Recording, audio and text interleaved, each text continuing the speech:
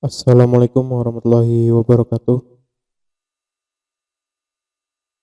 Pada pertemuan kali ini kita akan membahas tentang basic security.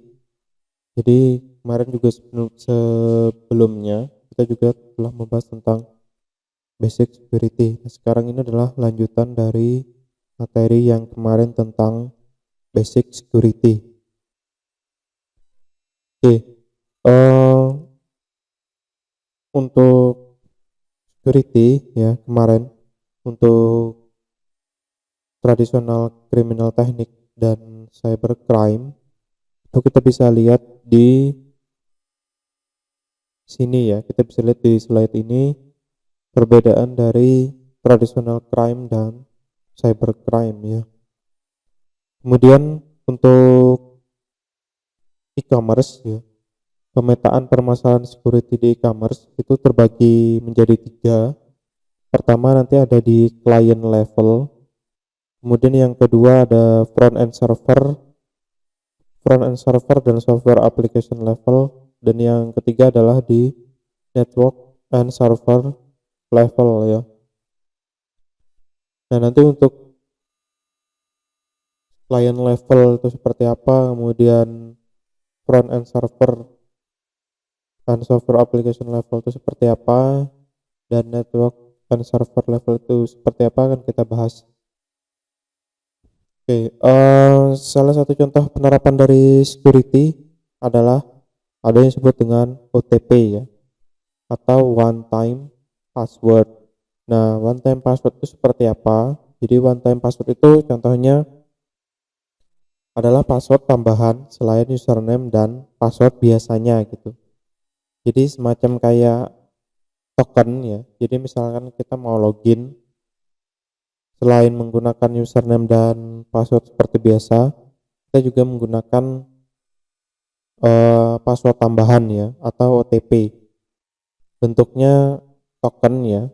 Jadi bisa jadi itu terdiri dari berapa kata gitu. Nah, kemudian untuk OTP itu sifatnya dia hanya bisa digunakan satu kali gitu. Jadi misalnya sudah pertama jadi misalnya sudah pernah digunakan satu kali untuk login, berarti nanti passwordnya atau one time passwordnya nanti sudah tidak bisa digunakan lagi untuk yang selanjutnya. Kemudian untuk OTP biasanya dia dihubungkan dengan suatu peralatan atau device tertentu seperti handphone atau peralatan khusus seperti token yang mirip dengan kalkulator. Nah, kalau misalkan yang seperti ini contohnya kalau kalian punya rekening bank ya di BCA contohnya. Nah, di sana itu kan untuk transaksi nanti menggunakan yang namanya token tadi ya. Jadi bentuknya kecil seperti mirip kayak kalkulator ya. Nah, kemudian untuk algoritmanya ya. Jadi nanti isi dari OTP itu bentuknya acak ya. Password dikirimkan berbentuk acak. Jadi semacam kayak bilangan acak. Kemudian algoritmanya seperti apa? Contohnya di sini adalah waktu antara klien dan server harus sinkron. Kemudian ada kombinasi user device, ID rentang waktu, kemudian nanti menghasilkan PIN ya. Nah, PIN dimasukkan ke server, server akan mengecek apakah PIN tersebut sesuai dengan user device ID dan rentang waktunya. Ini adalah contoh dari algoritmanya gitu.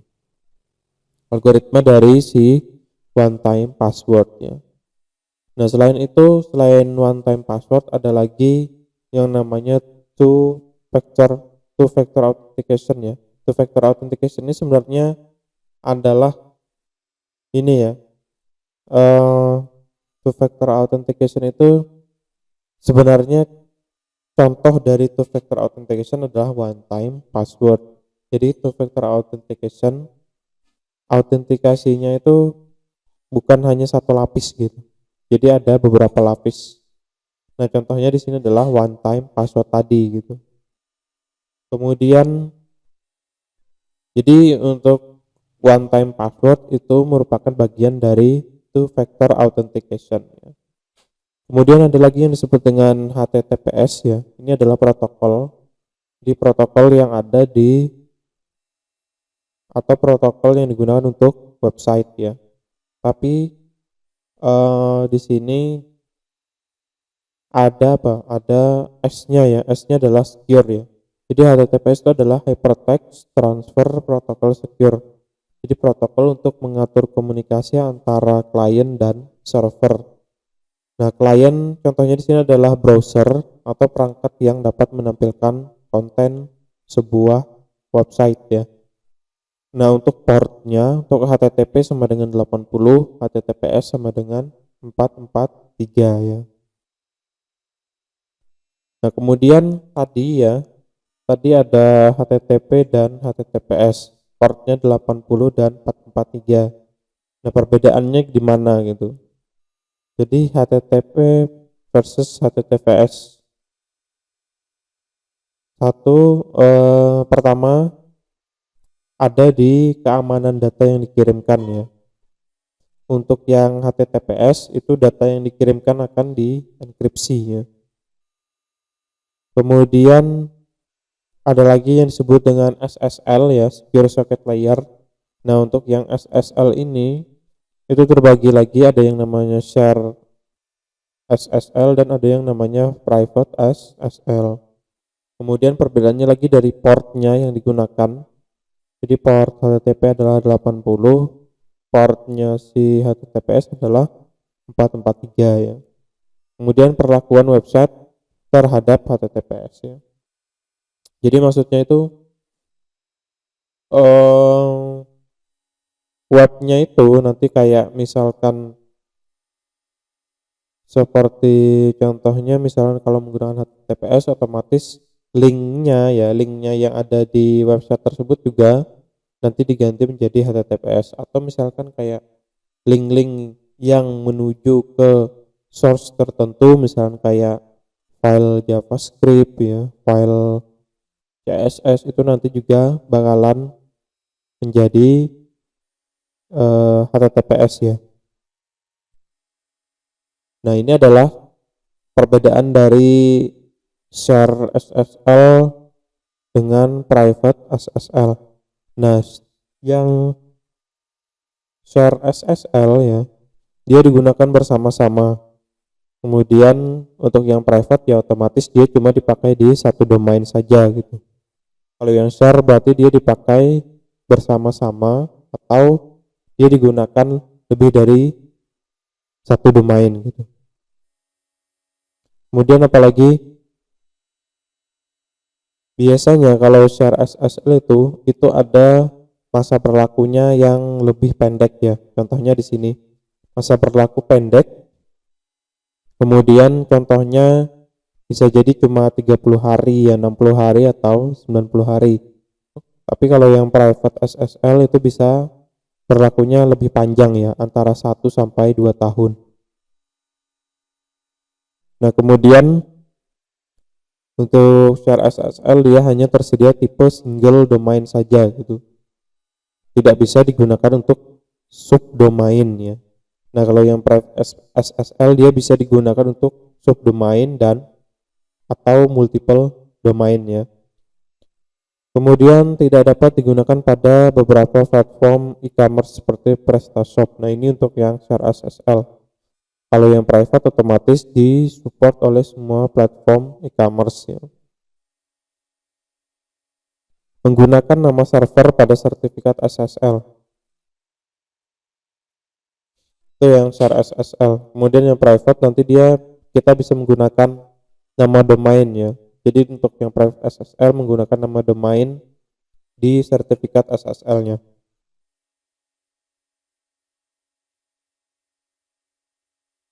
Kemudian kalau share SSL itu sertifikat SSL-nya tidak akan berlaku lagi ketika kita pindah hosting. Yang private sertifikat SSL akan tetap berlaku meski pindah hosting. Kemudian untuk pengaturan SSL-nya mengikuti kemauan pemilik share SSL. Untuk yang private dia bisa mengatur level keamanan web sendiri. Itu adalah contoh dari perbedaan antara share SSL dan private SSL ya. Nah, di sini contoh yang share SSL adalah yang bisa kita coba secara gratis itu ada yang namanya Let's Encrypt ya. Jadi untuk Let's Encrypt kita bisa pasang di misalnya kita punya VPS nih. Nah, di VPS kita itu kita bisa pasang Let's Encrypt ya. Nah, nanti di Let's Encrypt jadi di website kita itu nanti untuk bagian HTTPS-nya itu kalau misal kita klik di logo, biasanya kan kalau HTTPS itu logonya apa? Logonya adalah gembok ya, gembok warna hijau gitu ya, atau warna hijau kemudian tulisannya secure gitu. Kalau kita klik itu nanti muncul sertifikat SSL-nya ya.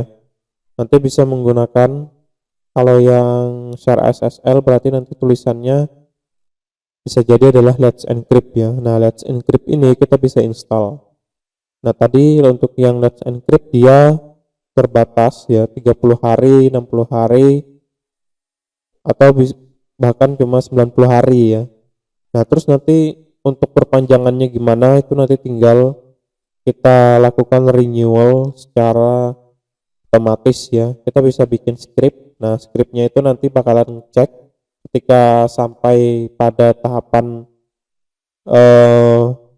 hari ya, misalkan kita set selama misalkan untuk Let's Encrypt-nya dia 90 hari. Nah, kita bisa aja melakukan renewal misalkan di hari ke 60 misalkan ya, atau hari ke 70 gitu ya. Nah, kita bisa aja bikin script seperti itu. Jadi ada script untuk renewal SSL tadi ya.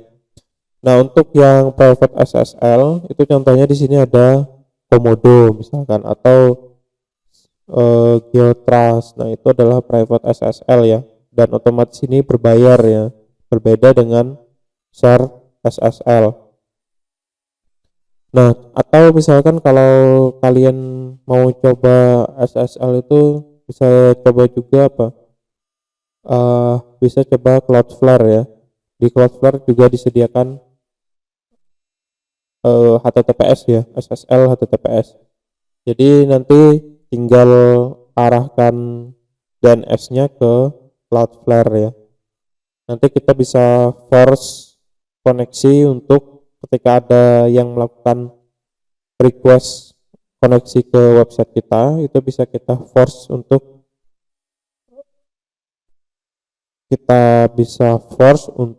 HTTPS ya. Jadi bisa gunakan Cloudflare ya. Nah, kemudian dari aspek keamanan lagi ya, yang paling penting juga apa? Yang paling penting juga adalah contohnya menggunakan aplikasi legal ya. Jadi aplikasi yang benar-benar legal, bukan aplikasi bajakan ya. Contohnya di sini contohnya adalah kalau di WordPress ya, di WordPress itu kan ada plugin-nya ya, atau ada themes-nya. Nah, gunakanlah themes atau plugin yang legal. Jangan menggunakan themes atau plugin yang null ya, atau di sini sebutnya null themes atau null plugin. Jadi null themes atau null plugin itu disebut dengan versi bajakan dari sebuah tema atau plugin berbayar pada WordPress. Nah, biasanya untuk yang null themes atau plugin bisa jadi di sana berisi celah keamanan ya. Nah, kemudian scriptnya bisa jadi berisi backdoor. Jadi tanpa sepengetahuan kita, misalkan di sana di dalam scriptnya itu ada script untuk melakukan backlink ya. Misalkan script untuk membuat sebuah backlink, atau misalkan script yang mengarahkan ke situs tertentu yang bentuknya spam ya. Kemudian bisa jadi nanti scriptnya itu diinjeksi ya, atau sudah dimasukkan disisipi dengan iklan-iklan tertentu. Nah, itu biasanya ada di null themes atau null plugin ya. Jadi aplikasinya di source code-nya itu sudah ditambahkan source code ditambahkan dengan kode-kode tertentu ya. Misalkan di sini ada backdoor misalkan. Kemudian di null times itu juga nanti bakalan bisa jadi mempengaruhi SEO-nya ya. Bakalan mempengaruhi search engine optimization-nya. Bisa jadi nanti dideteksi sebagai website kita malah dideteksi sebagai kategori spamming ya. Kemudian tidak ada support dari developer. Nah, ini pasti ya. Jadi karena menggunakan versi bajakan, otomatis juga tidak bakalan mendapatkan support langsung dari si developernya ya. Jadi kalau misalkan ada update tertentu itu kita tidak bisa langsung menggunakan ya, karena kita menggunakan yang versi bajakan. Terus tidak bisa melakukan update. Nah, itu udah jelas. Kemudian ini yang paling penting ya, tidak menghargai developer. Jadi kalau yang menggunakan null times atau null plugin ya, biasanya kan ada template atau plugin premium ya, yang dia berbayar. Nah, karena kita misalkan pengen menggunakan themes itu atau plugin itu tapi tidak mau membayar, akhirnya kita nyari yang null themes tadi gitu, atau yang versi bajakannya tadi. Nah, itu yang jelas yang paling kerasa itu artinya apa? Artinya kita tidak menghargai developer ya. Nah, kemudian tujuan meretas website ya. Jadi kenapa sih sebuah website itu diretas gitu? Ada beberapa tujuan ya, tujuan yang mendasari.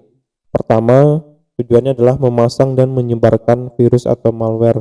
Jadi websitenya diretas, kemudian nanti dipasang malware gitu ya, atau nanti digunakan untuk menyebarkan virus ya. Kemudian yang kedua, menjadikan website sebagai sumber traffic dengan cara mengalihkan atau redirection ke website situs yang lain. Jadi websitenya itu diretas, kemudian nanti ketika ada yang mengakses website tersebut, nah nanti untuk trafficnya itu bakalan dialihkan ke website tertentu gitu. Kemudian tujuannya adalah bisa jadi mencuri data sensitif ya. Jadi data-data yang ada di website itu bakalan diambil ya. Terus bisa jadi nanti adalah memakai resource untuk keperluan seperti email, spam, DDoS, brute force attack, dan lain-lain.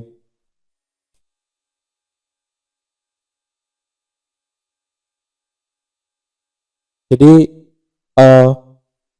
ibaratnya infrastrukturnya di website yang diretas itu bakalan dipakai gitu. Jadi dimanfaatkan untuk keperluan misalkan kayak DDoS ya, brute force attack, kemudian spamming dan sebagainya. Dan terakhir bisa jadi tujuannya adalah iseng ya.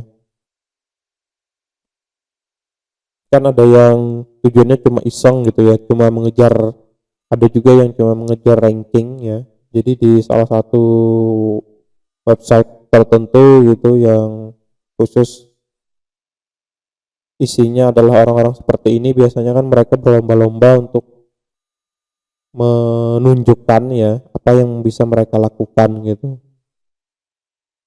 Jadi motifnya cuma seperti itu gitu. Kemudian untuk pengamanannya ya di website itu salah satunya kita bisa menggunakan yang namanya base64 ya. Jadi base64 ini itu bisa kita terapkan misalkan di URL ya. Jadi misalkan di URL-nya itu kita samarkan gitu. Jadi yang seharusnya di URL-nya itu bisa terbaca, contohnya kayak ID apa segala macam. Nah, ID-nya itu kita bungkus menjadi karakter acak. Nah, untuk membungkus menjadi karakter acak bisa kita gunakan base64 ini gitu.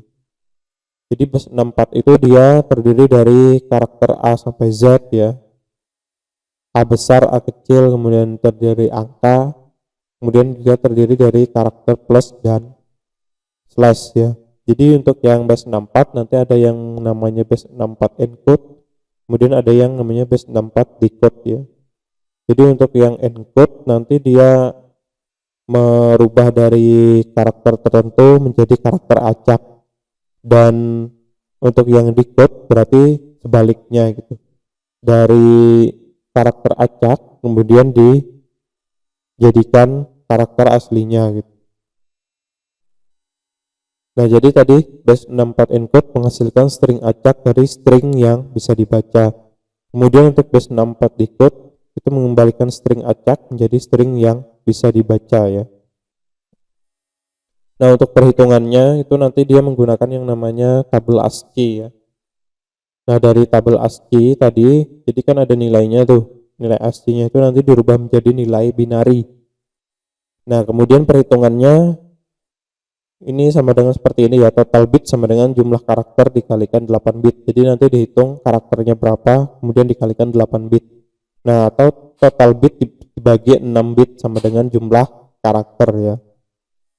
Nah, jadi untuk yang base 64 table, jadi seperti ini. Misalkan kayak value-nya adalah 0, karakternya berarti A gitu.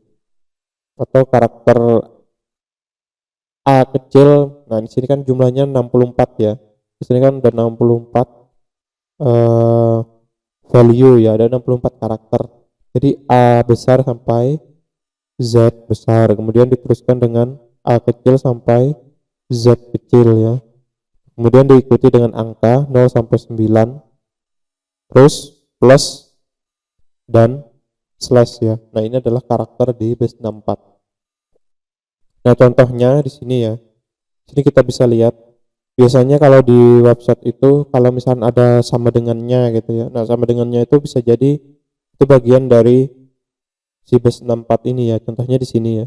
Nah, base 64-nya itu yang mana? Base 64-nya itu dimulai dari ini ya, dari B, W, V ini sampai belakang. Ini adalah base 64-nya.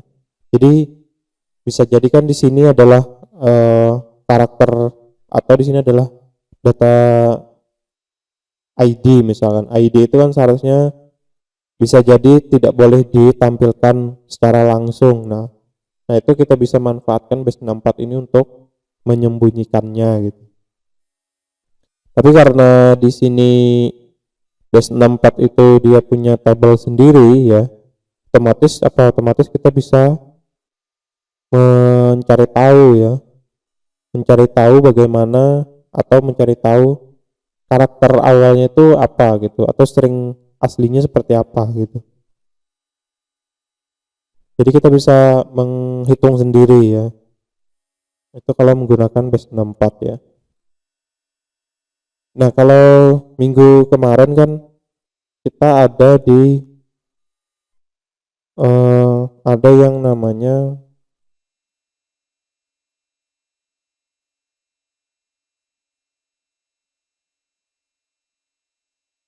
untuk pengecekan password ya. Contohnya di sini ya. Nah, di sini kita coba misalkan password kita itu aman atau tidak gitu ya.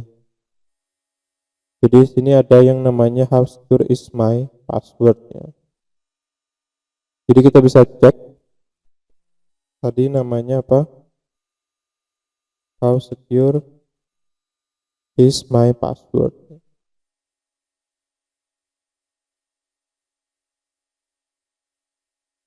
Atau kita baca dulu di sini ya. Di sini ada pertanyaan juga ya. Apakah how secure is my password safe ya? Nah, di sini katanya jawabannya adalah safe ya. Jadi misalkan, jadi kadang kita harus berhati-hati juga ya. Walaupun ini sebenarnya adalah website untuk melakukan pengecekan terhadap password kita, apakah passwordnya itu aman atau tidak. Nah, kita harus cari tahu dulu gitu. Bisa jadi bisa jadi malah si website yang digunakan untuk melakukan pengecekan password itu cuma kedok gitu ya, cuma modus saja gitu. Jadi kita misalkan mengetikkan password apa, misalnya 123 456 gitu ya. Taunya dia malah menyimpan apa yang kita ketikkan gitu ya. Tapi di sini untuk how secure is my password katanya itu aman ya. Kalau kita lihat di sini sponsor by Dashlane Password Manager ya. Ini juga biasanya digunakan untuk yang ini kan, ini bisa dipercaya ya. Dashlane ini Password Manager. Oke, contohnya di sini. Di sini tadi sudah save ya. Katanya di sini dia tidak ditransmisikan ke website yang lain gitu. Jadi kalau kalian misalkan merasa tidak percaya juga gitu, ini boleh tidak diikutin ya. Kita cuma akan lihat gitu. Jadi ini semacam kayak level security-nya itu seperti apa gitu ya. Misalkan di sini kita biasanya kan yang paling banyak digunakan apa? Contohnya ya, passwordnya apa? Passwordnya adalah password gitu ya. Password. Nah, seperti ini ya. Di sini ada keterangannya apa? Your password would be cracked instantly ya. Artinya password yang saya ketikkan tadi itu sangat gampang untuk di crack. Sangat gampang untuk di crack ya. Nah, terus kita coba yang lain misalkan ya. Misalkan 1 2 3 4 5 6 ya. Nah, di sini juga perannya instantly ya. Jadi secara mudah bisa ditebak ya. Nah, dan ini merupakan apa? Common password ya, password umum in the top 5 most used password. Jadi ini adalah top 5 password yang paling banyak digunakan gitu. Kemudian panjangnya itu sangat pendek ya, sini very short. Terus karakter variety ya, karakter variety-nya cuma number ya. Jadi isinya cuma angka. Nah, berarti kalau kita lihat di sini ya, atau kita lihat dulu ya. Yang saya ketikkan itu apa? Biar kita lihat. Di sini saya coba ganti dulu menjadi teks ya. Biar kelihatan. Nah, ini tadi yang saya ketikkan ya. Di awal tadi saya ketikkan adalah password ya. Nah, password ini juga keterangannya di sini adalah possibly a word ya. Nah, bisa jadi passwordnya ini adalah sebuah kata ya. Di sini sudah ditebak ya. Kemudian itu juga bagian dari top 5 most used password. Kemudian untuk variety-nya juga cuma just letter ya. Artinya cuma angka saja gitu. Cuma huruf saja ya. Nah, kemudian kita tes lagi ya, password 1 2 3 misalkan. Nah, di sini keterangannya apa? Di sini katanya untuk melakukan cracking terhadap password ini diperlukan 1 bulan ya. Tapi mungkin beda lagi kalau misalkan menggunakan superkomputer ya. Nanti mungkin hasilnya juga beda. Yang jelas ini adalah cuma perkiraan ya. Perkiraan seberapa aman password kita gitu. Nah, di sini kita sudah menggunakan kombinasi letter ya, kombinasi huruf dan angka ya. Nah, di sini kita bisa lihat ya. Ada angka, ada huruf ya. Kemudian variety-nya no simbol, berarti belum ada simbol yang digunakan ya. Nah, kita bisa tambahkan misalkan password 1 2 3 kemudian seperti ini gitu ya. Seperti ini. Kemudian seperti ini lagi. Nah, di sini kan keterangannya apa? 638,000 years ya. Nah, ini katanya password yang seperti ini ditebaknya itu selama ini gitu. Nah, ini cuma kombinasi ya. Artinya apa? Artinya di sini kita bisa menyimpulkan password yang baik itu adalah password yang bisa jadi terdiri dari kata, angka, atau simbol ya. Jadi terdiri dari 3 jenis tadi gitu. Tergantung nanti websitenya memperbolehkan enggak gitu. Jadi kadang ada juga website yang dia tidak menerima misalkan simbol-simbol tertentu, ya itu ada ya. Tapi yang jelas password itu jangan menggunakan password yang umum kayak tadi ya 1 2 3 4 5 6. atau menggunakan yang sangat umum lagi, misalkan tanggal lahir. Nah, tanggal lahir itu kan mudah ditebak ya. Nah, jadi gunakan kombinasi password yang berisi contohnya kata ya, kemudian ada angka, ada simbolnya. Nah, huruf besar huruf kecil juga berpengaruh ya. Nah, seperti ini saya tambahkan A, B, C. Nah, ini kan juga berpengaruh. Nah, walaupun di sini keterangannya 93 triliun years ya, ini kan cuma tebakan aja gitu ya. Jadi cuma menunjukkan bahwa bahwa password yang seperti ini itu lebih lama untuk dilakukan cracking ya, karena kan untuk password kan, untuk password itu kan nanti metodenya nanti dia menggunakan brute force ya. Kalau brute force itu kan dia cuma menebak ya, menebak dengan dia cuma mencocokkan dengan algoritma tertentu, nanti dia cocokkan dengan database yang dia punya gitu ya. Misalkan nih kayak misalkan password kita di hash menjadi MD5. Nah, kalau dia udah punya hasil hashnya MD5-nya di database-nya mereka, otomatis nanti tinggal dicocokkan aja. Misalkan kayak MD5 dari 123 gitu ya. Kita cari ya MD5 line ya. Nah, misalkan seperti ini.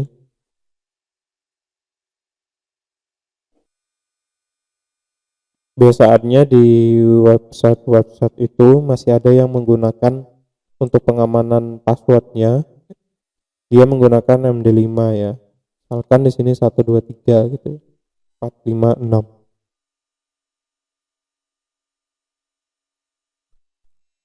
Nah, hasilnya apa? Nah, hashnya adalah seperti ini gitu. Nah, kalau dia sudah punya hasil hashnya ini di database mereka, jadi mereka itu bikin database, kemudian nanti ada tabelnya gitu. Jadi ada tabel hashnya. Nah, nanti kan untuk melakukan brute force itu kan dia cuma melakukan pengecekan itu aja gitu, apakah sama dengan yang di database gitu, apakah sama dengan yang di database, apakah sama dengan yang di database yang mereka punya. Misalnya hash dari 1234566 itu adalah ini gitu.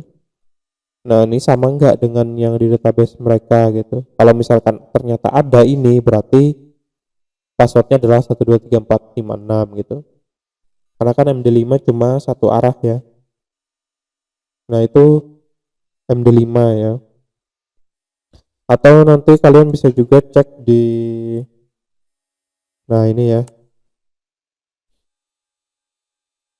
apakah email kalian pernah, apakah email kalian ada di daftar di sini gitu. Misalkan nih ya, saya masukkan email saya.